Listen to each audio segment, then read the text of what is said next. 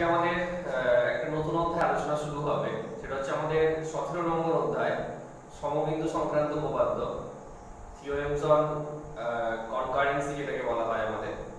তো তার শুরুটা যেটা হবে সেটা হচ্ছে উপপাদ্য 27 দিয়ে। তার আগে আরো কিছু কিছু দু একটা কথা বলা আছে, সেইগুলো এই উপপাদ্যের পরে বললে তোমাদের সুবিধা হবে। তাই আমরা এই অধ্যায়টা বা এই নতুন অধ্যায়টা শুরু করব আমাদের একটা নতুন উপপাদ্য, সেটা হচ্ছে উপপাদ্য 27 দিয়ে শুরু করব আমরা একটা থিওরেম দিয়ে। দেখতেই পাচ্ছ এটা আমি লিখে রেখেছি, তার বিবৃতিটা বা স্টেটমেন্টটা, সেটা হচ্ছে যে ত্রিভুজের বাহুগুলির লম্ব সমদ্বিখণ্ডক তিনটি সমবিন্দু। এখন এখানে কিছু কথা যদি আমরা একটুখানি অ্যানালিসিস করি বা ভেঙে দিই, সেটা দাঁড়াচ্ছে যে লম্ব সমদ্বিখণ্ডক কথাটার মানে কি, লম্ব সমদ্বিখণ্ডক কথাটার মানে কি আর সমবিন্দু কথাটার মানে কি।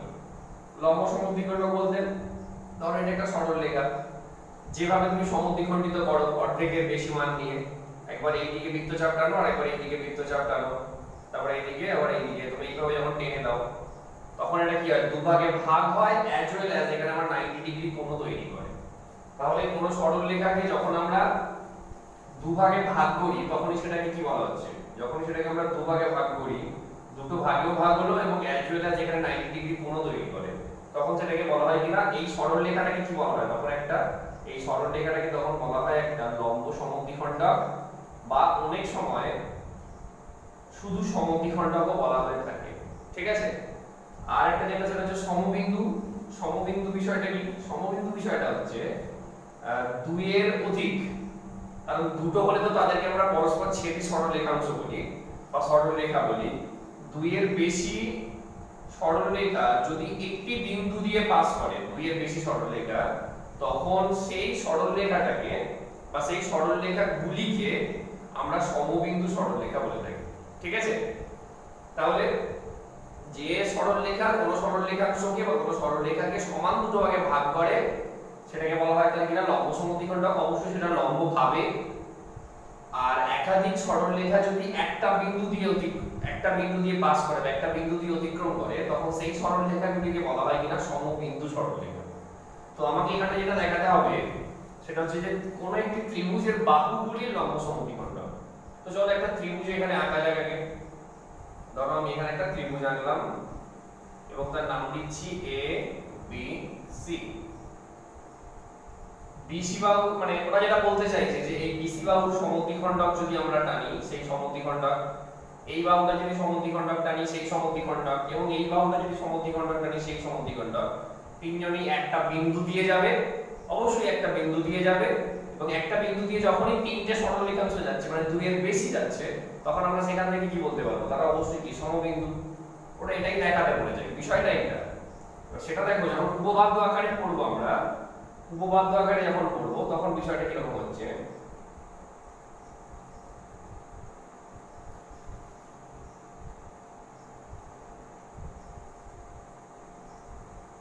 সাপোজ এবিসি একটা ত্রিভুজ, সমদ্বিখণ্ডকের দিকে তো বিষয়টা আছে, তাহলে আমি ধরে নিলাম এই এবি বাহুর মধ্যবিন্দু হচ্ছে ডি, বিসি বাহুর মধ্যবিন্দু ধরে নিচ্ছি ই, আর এসি বাহুর মধ্যবিন্দু ধরে নিচ্ছি এফ। ওকে। এবং এই ডি আর ই বিন্দুতে আমরা দুটো লম্ব টানছি, ডি আর ই বিন্দুতে দুটো লম্ব টানছি আমরা, এখানে একটা লম্ব টানলাম, এখানে লম্ব টানলাম। ধরে নিলাম তারা পরস্পর কোথায় মিলিত হয়েছে, ধরে নিচ্ছি তারা পরস্পর সামথিং ও বিন্দুতে মিলিত হয়েছে। ভালো করে বোঝো কিন্তু আমি দুটো, প্রথমে এবিসি প্রদত্ত কি হচ্ছে, এবিসি ত্রিভুজের এবি বিসি এবং সি এ বাহুর মধ্যবিন্দু যথাক্রমে ডি ই এবং এফ, তারপরে ডি আর ই বিন্দুতে দুটো লম্ব টানলাম যারা পরস্পর ও বিন্দুতে মিলিত হয়েছে। এফ বিন্দুতে কিন্তু লম্ব টানছি না আমরা, এফ বিন্দুতে লম্ব টানছি না, দুটো বিন্দুতে টানছি।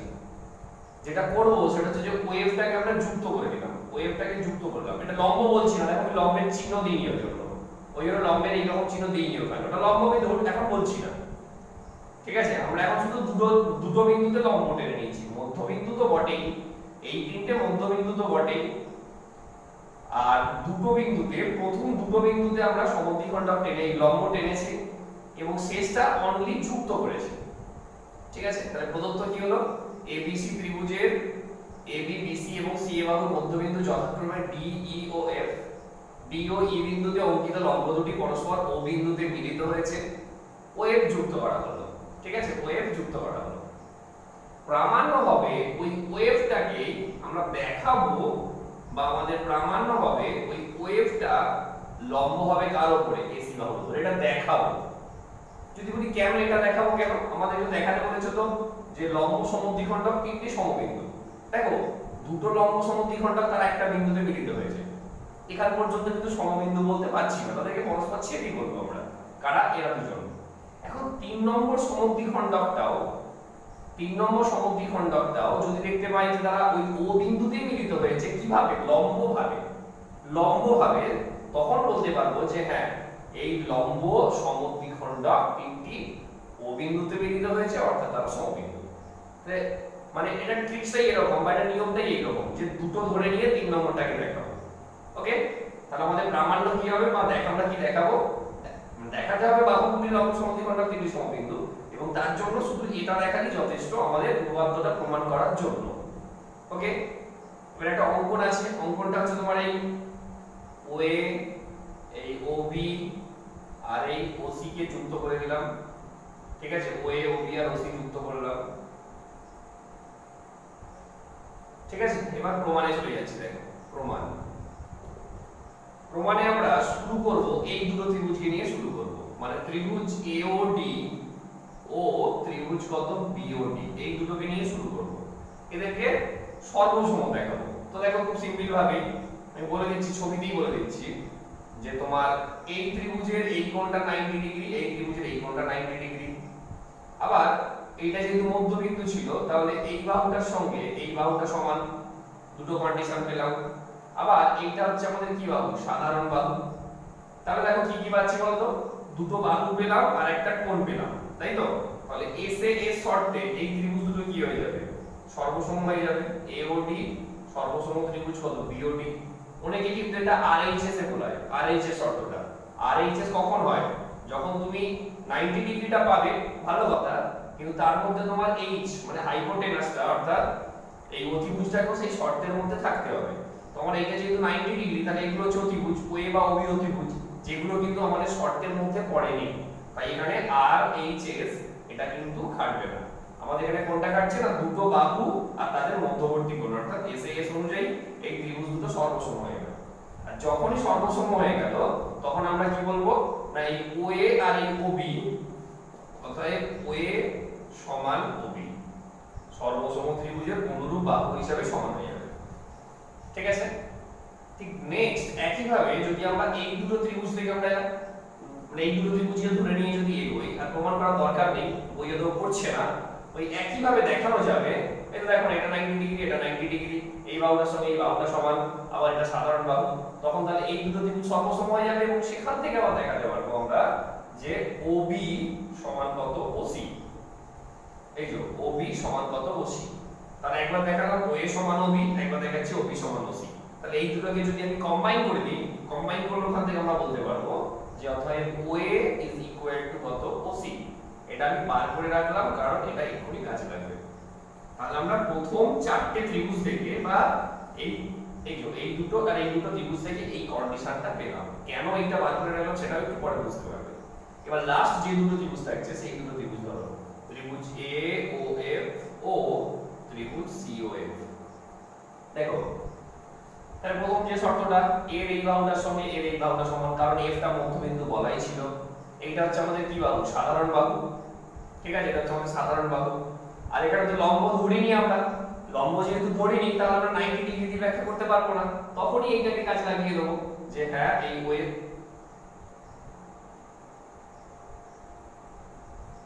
তখনই কি কাজে লাগিয়ে দেবো বলতো আমরা? এটা সব মুছিয়ে দিই, তাহলে বুঝতে সুবিধা হবে। তাহলে এইটার সঙ্গে এটা সমান হলো, এই দুটো, আর এইটা কি হলো বলো তোমার? সাধারণ বাহু। আর এই মাত্র বার করে রেখেছি ও এর সঙ্গে কত? ওসি সমান। অর্থাৎ তাহলে কি হচ্ছে? এএফ সমান কত? এফসি। যেহেতু কি এফটা ওই এসি বাহুর মধ্যবিন্দু ছিল, ও এফটা কি বাহু? সাধারণ বাহু। আর একটা হচ্ছে কত? ও এ সমান কত? ওসি। পূর্বে প্রমাণিত, আমরা আগে প্রমাণ করে এসেছি, পূর্বে প্রমাণিত। ব্যাস, তাহলে তিনটে সাইড পেয়ে গেলাম। তাহলে সাইড শর্তে ওই দুটো ত্রিভুজ কি হয়ে যাবে? সর্বসম। মানে এই দুটো ত্রিভুজ সর্বসম হয়ে যাবে। কোন দুটো ত্রিভুজ সর্বসম হলো না? লাস্ট যে দুটো ত্রিভুজ নিয়ে আমরা কাজ করলাম, অর্থাৎ ত্রিভুজ কত এ ও এফ সর্বসম ত্রিভুজ কত হয়ে গেল? সি ও এফ। আর যখনই ওরা সর্বসম হয়ে গেল তখন আমি সেখান থেকে বলতে পারবো এই কোণটার সঙ্গে এই কোণটা অর্থাৎ কোণ AFO সমান হয়ে যাবে কত, কোণ CAFO, কেন, সর্বসম ত্রিভুজের অনুরূপ কোণ হিসাবে। আবার দেখো এই দুটো কোণের সমষ্টি কত, দেখতে পাচ্ছি এই দুটো কোণের সমষ্টি 180 ডিগ্রি, তাই তো, অর্থাৎ কত না কোণ AFO প্লাস কোণ CFO is equal to 180 degree. এখন একজনের জায়গায় যদি তুমি আরেকজনকে বসিয়ে দাও, ধরো CFO তার জায়গায় যদি তুমি AFO কে বসিয়ে দাও, তাহলে দেখতে পাচ্ছি সেখানে কত হবে তোমার 2AFO ইজ ইকুয়াল টু কত, 180 ডিগ্রি। তাহলে এখান থেকে আমরা কি বলতে পারবো যে অতএব কোণ AFO ইজ ইকুয়াল টু কত, 90 ডিগ্রি। আর যখনই তুমি দেখাতে পারছো এই কোণটা 90 ডিগ্রি বা এই কোণটা 90 ডিগ্রি, তখনই সেখান থেকে আমরা কি বলতে পারবো, ওয়েভটা কার উপর লম্ব হয়ে যাচ্ছে, এটা এসির উপরে লম্ব হয়ে যাচ্ছে। তাহলে আমরা আগে দুটো লম্ব ধরেছিলাম এমন যারা ও বিন্দুতে পরস্পরকে ছেদ করেছিল, পরস্পর মিলিত হয়েছিল। এখন দেখালাম যে আরো একটি লম্ব, সেটা হচ্ছে ওয়েভ, সেও কোথায় মিলিত হলো, ওই ও বিন্দুতেই মিলিত হলো। আমরা দেখতে পাচ্ছি তিনটে লম্ব সমদ্বিখণ্ড কি কোথায়, ও বিন্দুতে মিলিত হচ্ছে। তার মানে তারা কি, যেহেতু দুইয়ের বেশি সরলরেখাংশ একই বিন্দুতে মিলিত হচ্ছে, তার মানে সেখান থেকে কি বলতে পারবো যে ত্রিভুজের বাহুগুলির লম্ব সমদ্বিখণ্ড তিনটি সমবিন্দু, এটাই বিষয়। ঠিক আছে, তাহলে দুটো দুটো করে ত্রিভুজ নিয়ে আমাদেরকে প্রমাণটা করতে হবে। দেখো খুব সহজ, কিছু নেই, খুবই সহজ, এটা তো করবে অবশ্যই। এবারে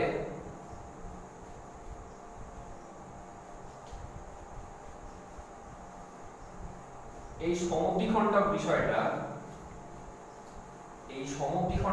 আবার তিন ধরনের হতে পারে। ঠিক আছে, কোণ ভেদে ত্রিভুজ তিন প্রকার, কোণ ভেদে ত্রিভুজ তিন প্রকার। কোণ ভেদে কি কি, একটা হচ্ছে সূক্ষ্মকোণী, কোণ ভেদে একটা সূক্ষ্মকোণী, একটা হচ্ছে তোমার স্থূলকোণী, ঠিক আছে, আর একটা তোমার কি হয় না সমকোণী।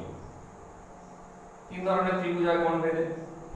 এখন এই তিন ধরনের ত্রিভুজের ক্ষেত্রে তিন ধরনের কেস হয়, যার মধ্যে প্রথম হচ্ছে সূক্ষ্মকোণী ত্রিভুজের, যদি আমরা ধরো এটা সূক্ষ্মকোণী ত্রিভুজ, এর ক্ষেত্রে যদি আমরা ছবি আঁকি দেখবো যে এর যে সমদ্বিখণ্ডকটা, আচ্ছা তার আগে একটা জিনিস বলা উচিত আমাদের, আমরা কি বললাম, খুব ইম্পর্টেন্ট জিনিস, আমরা কি বললাম যে কোন ত্রিভুজের বাহুগুলি লম্ব সমদ্বিখণ্ডক তিনটি কি হচ্ছে না সমবিন্দু হচ্ছে, তাই তো, বাহুগুলি লম্ব সমদ্বিখণ্ডক তিনটি সমবিন্দু হচ্ছে। ধরা যাক যে বিন্দুতে ওই লম্ব সমদ্বিখণ্ডক তিনটি ছেদ করলো তার নাম দিচ্ছি আমরা ও, ঠিক আছে, তার নাম আমরা কি দিলাম, ও দিলাম। এখন এই যে আমরা ধরো এটা যদি নাম দিই আমরা ABC ত্রিভুজ যদি নাম দিই, তো এই যদি আমরা OA বা OB বা OC কে যুক্ত করি, করে পেন্সিল কম্পাসে ওই কাঁটাটাকে যদি আমরা O বিন্দুতে বসাই, বসিয়ে এই OA বা OB বা OC কে ব্যাসার্ধ হিসাবে নিয়ে যদি আমরা একটা বৃত্ত অঙ্কন করি, সেই বৃত্তটা দেখা যাবে এইভাবে যাবে, সেই বৃত্তটা দেখা যাবে এইভাবে যাবে, যেটাকে বলা হয় ওই ত্রিভুজের, ত্রিভুজ ABC এর পরিবৃত্ত বলা হয়। ঠিক আছে, পরিবৃত্ত বলা হয়। এবং ওই যে বিন্দুটাকে কেন্দ্র করে আমরা বৃত্ত আঁকছি সেটাকে আমরা কেন্দ্র বলবো। তাহলে এক্ষেত্রে সেটাকে আমরা কি বলবো, পরিকেন্দ্র বলবো। কোনটা পরিকেন্দ্রটা, ও। আর এই যে ব্যাসার্ধগুলো নিলাম OA বা OB বা OC, OA বা OB বা OC, এইগুলোকে বলা হবে পরিব্যাসার্ধ। ঠিক আছে, ওগুলোকে কি বলা হবে আমাদের, পরিব্যাসার্ধ বলা হবে। এটা আমার বলা আগে উচিত ছিল। তাহলে এই হচ্ছে বিষয় যে ত্রিভুজের বাহুগুলির লম্ব সমদ্বিখণ্ডক তিনটি যে বিন্দুতে ছেদ করে সেই বিন্দুটাকে বলা হয় ওই ত্রিভুজের পরিকেন্দ্র। এবং এই OA OB OC বা ওই তারপরে ওই কেন্দ্রকে আমরা এইগুলোকে ব্যাসার্ধ নিয়ে যে বৃত্ত অঙ্কন করব সেটাকে পরিবৃত্ত বলা হয়, আর এগুলোকে তো পরিব্যাসার্ধ বলা হচ্ছে। তো দেখো এই ঘটনাটা তিনটে ত্রিভুজের ক্ষেত্রে তিন ধরনের হতে পারে। ঠিক আছে, প্রথম হচ্ছে সূক্ষ্মকোণী ত্রিভুজ। সূক্ষ্মকোণী ত্রিভুজের ক্ষেত্রে তার পরিকেন্দ্রটা এইরকম ত্রিভুজের ভিতরে থাকে, পরিকেন্দ্রটা। কিন্তু যদি আমরা স্থূলকোণী ত্রিভুজ আঁকি, এইরকম দেখা গেছে তার যদি আমরা পরিকেন্দ্রটা অঙ্কন করি, দেখা যাবে সেই পরিকেন্দ্রটা এইরকম হয়ে যাবে, এইরকম। তখন দেখতে পাচ্ছি দেখো পরিকেন্দ্রটা কোথায়, ত্রিভুজের বাইরে অবস্থিত হয়। তাহলে এখানে কি পরিকেন্দ্র কোথায় অবস্থিত হচ্ছে, ত্রিভুজের ভিতরে। পরিকেন্দ্র কোথায় অবস্থিত হচ্ছে না এক্ষেত্রে কোথায় হচ্ছে না ত্রিভুজের ভিতরে অবস্থিত হচ্ছে, এক্ষেত্রে কোথায় দেখতে পাচ্ছি ত্রিভুজের বাইরে অবস্থিত হচ্ছে। আরেকটা যেটা পড়ে থাকছে যদি আমরা সমকোণী ত্রিভুজ নিই এবং সেই সমকোণী ত্রিভুজের যদি আমরা পরিবৃত্ত অঙ্কন করি দেখা যাবে সেই পরিবৃত্তটা এই রকম হবে।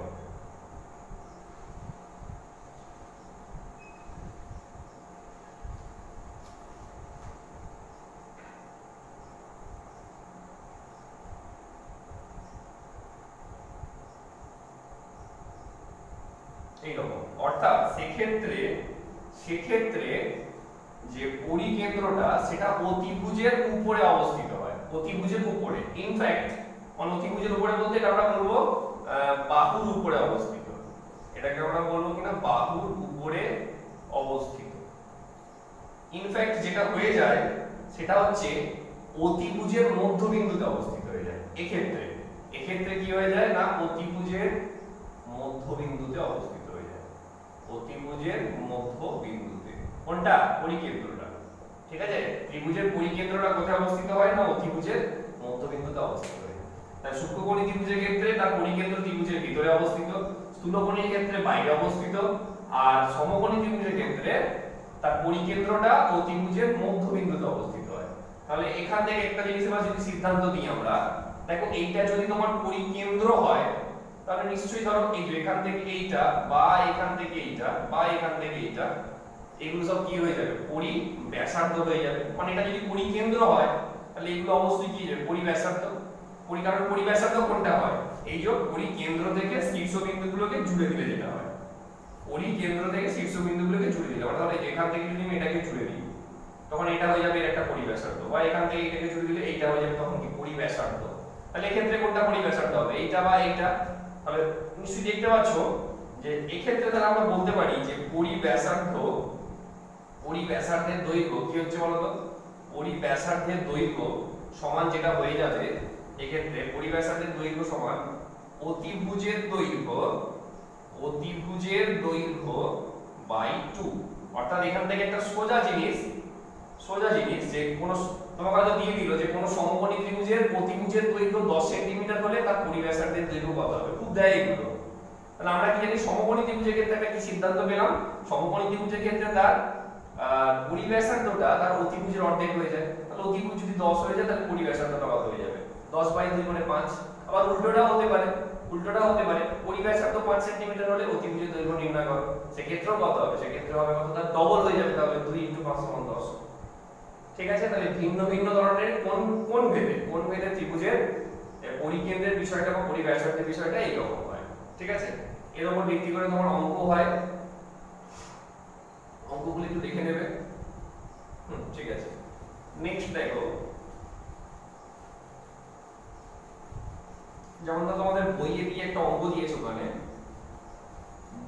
যেমন একটা অঙ্ক দিয়েছে ওখানে তোমার 17.2 বইয়েতে তোমার 17.2 পেজ নম্বর কত, বাংলা ভার্সনের বলছি, বাংলা বইয়ের পেজ নম্বর 235 এ একের দাগের প্রশ্নটা দেখো দিয়েছে যে একটি ত্রিভুজের বাহুর দৈর্ঘ্য 6, 8, 10 সেমি হলে ত্রিভুজটার পরিব্যাসার্ধের দৈর্ঘ্য চেয়েছে।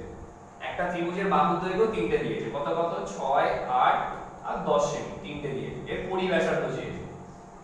এখন দেখো প্রথম কথা আমাকে কিভাবে এগোতে হবে, এই যে ক্ষুদ্রতম বাহু দুটি আছে 6 আর 8, যদি আমি তাদের স্কয়ার করি 6 এর স্কয়ার প্লাস 8 এর স্কয়ার কত হবে 36 প্লাস 64 মানে কত হচ্ছে 100 = 10 এর স্কয়ার।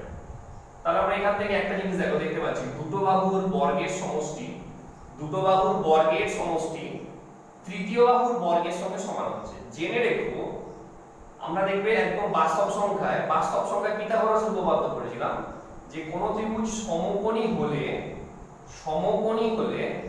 কি বলেছিলাম ওখানে আমরা, যে সমকোণী হলে তাদের দুটো বাহুর বর্গের সমষ্টি তৃতীয় বাহুর বর্গের সঙ্গে সমান হয়, তাই তো? এখানে আমরা বলেছিলাম লম্বের স্কয়ার বা ভূমি স্কয়ার = অতিভুজের স্কয়ার। সমকোণী হলে এটা হয়, আবার উল্টোটাও সত্য।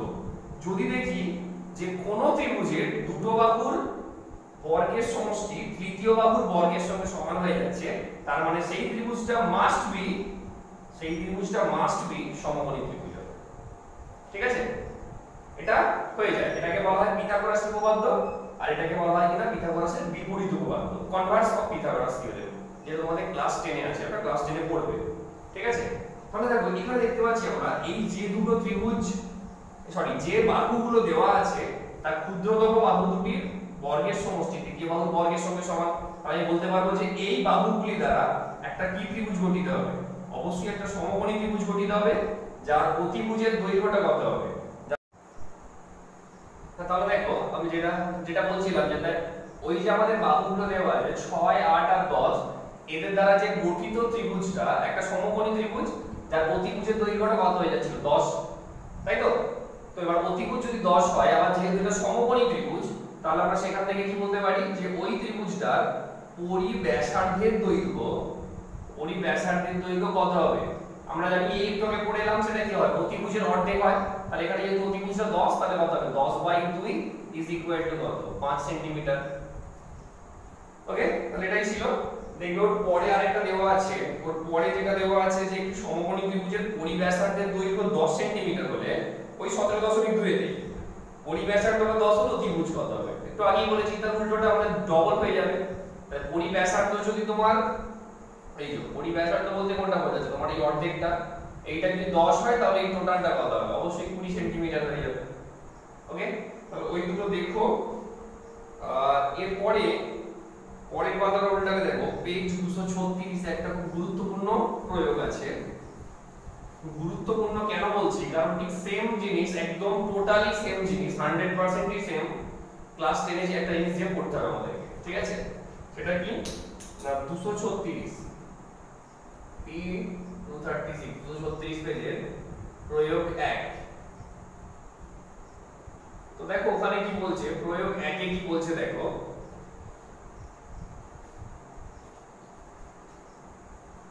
প্রয়োগ 1 এ যেটা বলছে দেখো, যে ABC ত্রিভুজের পরিকেন্দ্র O হলে BOC ও BAC এর মধ্যে সম্পর্ক কি হবে সেটা নির্ণয় করতে বলছে, তাই তো? তাহলে ABC ত্রিভুজের পরিকেন্দ্র O হলে ছবিটা আঁকা যায়। ধরো একটা এরকম ত্রিভুজ আছে,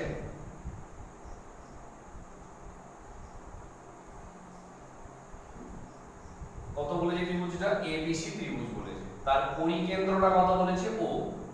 এবার দেখো পরিকেন্দ্র আছে মানে তার একটা অবশ্যই কি থাকবে? পরিবৃত্ত থাকবে একটা। পরিকেন্দ্র আছে মানে একটা পরিবৃত্ত থাকবে, এটা হচ্ছে ধরে নাও পরিবৃত্তটা। হলে দেখাতে বলছে BOC আর BAC এর মধ্যে সম্পর্ক, BOC আর এই BAC।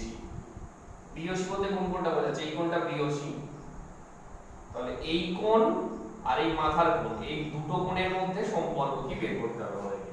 মানে এটা হবে আমাদের প্রামাণ্য বিষয় হবে, এটা আমাদের প্রামাণ্য বিষয় হবে। কি না কোণ BOC, এটা ও নাম দেওয়া আছে, এটার ও নাম দেওয়া আছে BOC, আর হচ্ছে তোমার কত কোণ BAC। এই দুটো কোণের মধ্যে সম্পর্ক প্রকাশ করতে হবে আমাদের, সম্পর্ক নির্ণয় করতে হবে। ঠিক আছে, তাহলে প্রদত্ত কি? কিছুই না, যেটা দেওয়া আছে যে ABC ত্রিভুজের পরিকেন্দ্র O, প্রামাণ্য কি হবে না BOC আর BAC এর মধ্যে সম্পর্ক নির্ণয়, এটাই প্রামাণ্য।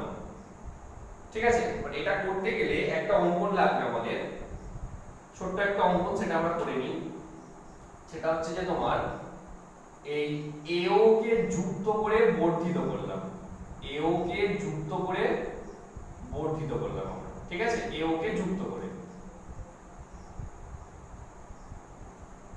ধরা যাক সেটা কোথায়? D বিন্দু পর্যন্ত। BC তে ঠেকানোর দরকার নেই, জাস্ট AO কে যুক্ত করে আমরা একটু বর্ধিত করলাম কোথা পর্যন্ত? না D বিন্দু পর্যন্ত। ওকে, এখন দেখো প্রমাণটা কি হবে, প্রমাণটা কি হবে মন দিয়ে বোঝো, কিন্তু সেম জিনিস ক্লাস 10 এ আছে। প্রমাণটা কি হবে দেখো। প্রথম কথা, যেহেতু তোমার ওটা পরিকেন্দ্র আর এটা যেহেতু একটা বৃত্ত, তাহলে এই OA বা OB বা তোমার OC এরা সব কি হয়ে যাবে? OA বা OB বা OC এরা সব কি হয়ে যাবে? একটা পরিব্যাসার্ধ হয়ে যাবে, তাই তো? পরিব্যাসার্ধ হয়ে যাবে। আর যে কোনো বৃত্তের ব্যাসার্ধগুলো কি হয়? দৈর্ঘ্যের সমান হয়। তাহলে আমরা বলতে পারবো এটা প্রত্যেকই কিন্তু পরস্পর সমান। তাহলে এই ত্রিভুজের ক্ষেত্রে যদি OA আর OB সমান হয় তাহলে অবশ্যই এই দুটো কোণও সমান হবে, তাই তো? অর্থাৎ কোণ OBA সমান কোণ কত হবে? OAB। ওকে, এবার দেখো একটা ক্লাস 8 এ একটা উপপাদ্য পড়েছিলাম আমরা যে কোন ত্রিভুজে কোন বাহুকে যদি আমরা বর্ধিত করি তখন যে বহিস্থ কোণটা উৎপন্ন হয় সেটা বিপরীত অন্তস্থ কোণ দ্বয় কি সমষ্টির সঙ্গে সমান হয়। তাহলে এটার উপর ভিত্তি করে আমরা যদি এই ত্রিভুজটাকে এখানে তুলে আনি AOB, এই ত্রিভুজটাকে যদি আমরা এখানে তুলে আনি, দেখো বিষয়টা অনেকটা এরকম। দেখো এটা A, এটা O, এটা B আর এটা কত তোমার D। তখন তাহলে এই যে AO বাহুকে D বিন্দু পর্যন্ত বর্ধিত করা হয়েছে, এটা উৎপন্ন বহিস্থ কোণ বিপরীত এই অন্তস্থ কোণ দ্বয় সমষ্টির সঙ্গে সমান। অর্থাৎ আমরা বলতে পারবো যে এই BOD কোণটা কি হবে না কোণ OBA মানে এইটা প্লাস ওই মাথাটা মানে কোণ কত OAB এর সঙ্গে সমান। এবার একজনের জায়গায় যদি আরেকজনকে বসিয়ে দিই যেহেতু পরস্পর সমান তাহলে কত হচ্ছে OAB প্লাস কত OAB, ঠিক আছে, সমান 2 ইনটু কত হয়ে গেল OAB। তাহলে আমরা কি পেলাম আমরা যে BOD সমান 2 ইনটু OAB। এই দেখো তার মানে এই কোণটা সমান 2 ইনটু মাথাটা, ঠিক আছে। আমরা কেন ধরো OBA কে চেঞ্জ করে কেন OAB তে নিয়ে এলাম? আমি তো OAB কে চেঞ্জ করে OBA তে নিয়ে যেতে পারতাম, কেন নিয়ে গেলাম সেটা একটু পরে যেয়ে বুঝতে পারবে, ঠিক আছে। তো যাই হোক আমরা এই দিকের ত্রিভুজটা থেকে কি পেলাম যে এই কোণটা সমান 2 ইনটু মাথাটা। একইভাবে যদি এই দিকের ত্রিভুজটা থেকে মানে AOC থেকে নাও, AOC থেকে একইভাবে প্রমাণ করতে পারবে যে এই কোণটা সমান 2 ইনটু এই কোণটা হয়ে যাচ্ছে, ঠিক আছে। অর্থাৎ সেখানে আমরা প্রমাণ করতে পারবো, এখানে লিখতে পাচ্ছি আমরা কত, সেখানে লিখতে পারবো COD মানে এই কোণটা সমান 2 ইনটু এই মাথাটা মানে ওটা হয়ে যাবে তোমার CAO বা OAC লিখতে পারতাম আমরা। যাই হোক এটাকে আমরা 1 নম্বর দিয়ে রাখবো, এটাকে 2 নম্বর দিয়ে রাখলাম, দিয়ে এবার 1 আর 2 কি করব যোগ করে দাও। তাহলে 1 আর 2 যোগ করলে কি হবে? এর বাম দিক প্লাস এর বাম দিক, এর ডান দিক প্লাস এর ডান দিক, অর্থাৎ BOD plus COD plus COD is equal to 2 into এটা প্লাস 2 into এটা। এখন দুইটা যদি কমন নিয়ে নিই একবারে তাহলে দেখো ব্র্যাকেটে কত করে থাকবে OAB প্লাস কত হলো CAO বা OAC টা ইচ্ছা। আচ্ছা এইগুলোকে যোগ করলে কত হবে? BOD প্লাস COD যোগ করলে পুরোটা যেটা কত হলো BOC। তাহলে যাই কত বসাতে পারছি BOC is equal to 2 into OAB plus CAO। OAB মানে এটা, CAO মানে এটা, যোগ করলে টোটালটা কত পাবো? টোটালটা হচ্ছে BAC। তাহলে BAC তাহলে আমরা কি পেলাম? BOC is equal to কত 2 into BAC। এবার বলি কেন এইটাকে চেঞ্জ করে এখানে নিয়ে এলাম? কারণ আমার লক্ষ্য ছিল এটাই আমি একবার এইটা সমান 2 into মাথাটা দেখাবো আর এটা সমান 2 into মাথাটা দেখাবো, কারণ এই দুটো মাথার যোগ করলে তবেই তো আমাদের ওই প্রামাণ্যর BAC টা আসবে। সেই জন্যই এইটাকে চেঞ্জ করে কোথায় নিয়ে গিয়েছিলাম? এইখানে নিয়ে গিয়েছিলাম, ঠিক আছে। তাহলে আমরা আলটিমেট কি পেলাম? BOC সমান 2 into BAC। তাহলে সম্পর্কটা আমরা কি বলতে পারি? সম্পর্কটা হবে BOC টা BAC এর দ্বিগুণ হবে, ঠিক আছে। এই জিনিসটাই এক্স্যাক্টলি এই জিনিসটাই আমরা ক্লাস 10 এ যেটা পড়ব, যে জিনিসটা পড়ব সেটা হচ্ছে যে এই ভাষাটা দিয়ে পড়ব যে কোন বৃত্তের পুরো একই জিনিস, কোন বৃত্তের একই বৃত্তচাপের উপর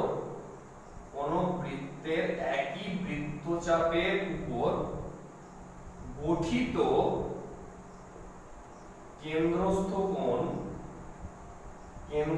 কোণ তার পরিধিস্থ বা অনেক সময় ওই কথাটা কি বলা হয়, পরিধিস্থ কথাটা কি বলা হয়, বৃত্তস্থ কোণের দ্বিগুণ হবে বা দ্বিগুণ হয়।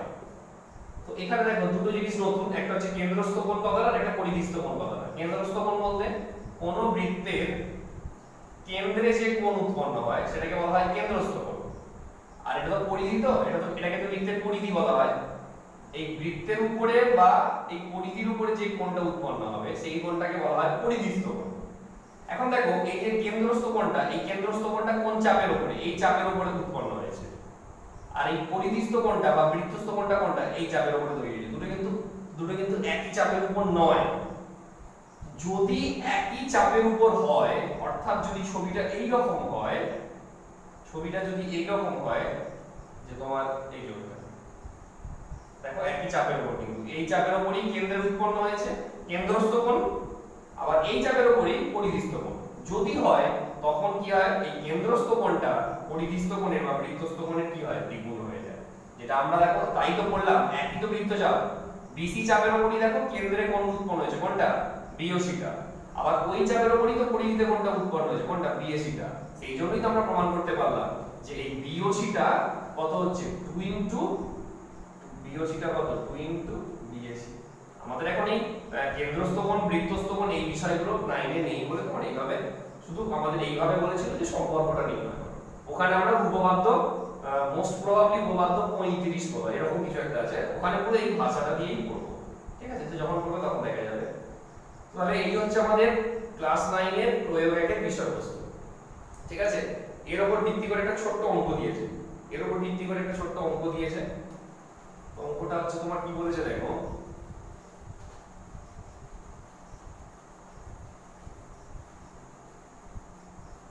চারটি উপপাদ্য আছে, চারটি উপপাদ্যের সঙ্গে একটা একটা করে ছোট ছোট করে প্রশ্ন আছে। বলেছে যে ও পরিকেন্দ্র বিশিষ্ট এবিসি ত্রিভুজের ও হচ্ছে তার কিনা পরিকেন্দ্র, এটা হচ্ছে এবিসি ত্রিভুজ, এটা হচ্ছে ওটা হচ্ছে পরিকেন্দ্র। এবিসি কোণটা 85 ডিগ্রি, এই কোণটা 85 ডিগ্রি দিয়েছে। ঠিক আছে, এসিবি কোণটা কত বলেছে 75 ডিগ্রি, এইটা বলেছে 75 ডিগ্রি। হলে কোণ বিওসি আর কত বলেছে, কোণ ওবিসি এর মান নির্ণয় করতে বলেছে। তাই তো, বিওসি বলতে কোণটা জুড়তে হবে, এই যে এটা হচ্ছে বিওসি, এটা বিওসি, এটা কত হবে, আর ওবিসি মানে তোমার কোণটা এই কোণটা কত হবে সেটাও বার করতে বলেছে। ঠিক আছে, তো এখন দেখো এটা যেহেতু তোমার পরিকেন্দ্র, তার মানে তার একটা পরিব্যাসার্ধ থাকবে অবশ্যই। ঠিক আছে, আচ্ছা বি কোণটা 85, এটা 75, তাহলে এই কোণটা কত হবে, এই কোণটা কত হবে, অর্থাৎ বিএসি কোণটা কত হবে, বিএসি কোণটা হবে 180 ডিগ্রি মাইনাস 85 ডিগ্রি প্লাস কত বলো 75 ডিগ্রি। তার মানে 180 ডিগ্রি মাইনাস 5 5 10 এর 0 হাতে 1, 8 এর সাথে 15 এর 1 16, তাহলে কত হচ্ছে বলো, এটা হচ্ছে তোমার কিনা 20 ডিগ্রি। তাহলে এটা যদি 20 ডিগ্রি হয়, আমরা কি জানি এটা তো তার দ্বিগুণ হয়, তাহলে মানে কেন্দ্রের কোণটা, তাহলে এটা কত হয়ে যাবে 2 * 20 ডিগ্রি ইজ ইকুয়াল টু কত হলো 40 ডিগ্রি। যেহেতু এটা পরিকেন্দ্র বলেই কিন্তু সম্ভব, কারণ পরিকেন্দ্র হলে তবেই সম্পর্কটা কি হয়, এটা এর দ্বিগুণ হয়ে যায়। ওকে, তাহলে বিওসি এর 40 ডিগ্রি বের হলো। আর এইটা কি করে বের হবে, এটা তো একই বৃত্তের ব্যাসার্ধ, ওবি সমান তো ওসি, যেহেতু এটা পরিকেন্দ্র তাহলে এটা পরিবৃত্ত, মানে ওবি আর ওসি তো একই বৃত্তের ব্যাসার্ধ, একই বৃত্তের ব্যাসার্ধ মানে এই দুটো কোণ কি সমান, তাই তো, এই দুটো কোণ সমান। এবারে এটাই মাত্র আমরা কত পেলাম, এটা হবে 40 ডিগ্রি। এটা যদি 40 ডিগ্রি হয় তাহলে এই দুটো সমষ্টি কত হবে, ঠিক আছে, ওবিসি আর ওসিবি সমষ্টি কত হবে, এদের সমষ্টি কত হবে 180 degree minus 40 degree is equal to কত, 180 ডিগ্রি মাইনাস 40 ডিগ্রি মানে কত হচ্ছে, মানে 140 ডিগ্রি। এবার যেহেতু এই দুটো পরস্পর সমান, তাহলে এখান থেকে কত বলতে পারি, অতএব ওবিসি ইজ ইকুয়াল টু কত 140/2, 140/2 মানে কত হয়ে যাচ্ছে তোমার সেখানে 70 ডিগ্রি হয়ে যাচ্ছে। ঠিক আছে, তাহলে এই কোণটা 40 ডিগ্রি আর এটা কত হয়ে যাচ্ছে তোমার 70 ডিগ্রি। ঠিক আছে, ওটাই দেখো ওখানে করে দেওয়া আছে। ঠিক আছে, তাহলে উপপাদ্য 27 এর উপর ভিত্তি করে যাবতীয় যা যা কিছু বলার সেটা আমরা বললাম। চারটে স্টেপে মানে অনুশীলনীর আগে পর্যন্ত চারটে স্টেপই করতে হবে, প্রত্যেকটা উপপাদ্য তার রিলেটেড প্রবলেমগুলো করে নিলে তবে পরের উপপাদ্যটা বুঝতে পারতে সুবিধা হবে। তোমরা তাহলে এই 27 এর উপপাদ্য রিলেটেড যা যা পড়লাম সমস্তটাই তোমরা দেখো, পরের দিন আমরা আমাদের নেক্সট উপপাদ্য আলোচনা করে তার উপর ভিত্তি করে সমস্যাগুলো আলোচনা করব।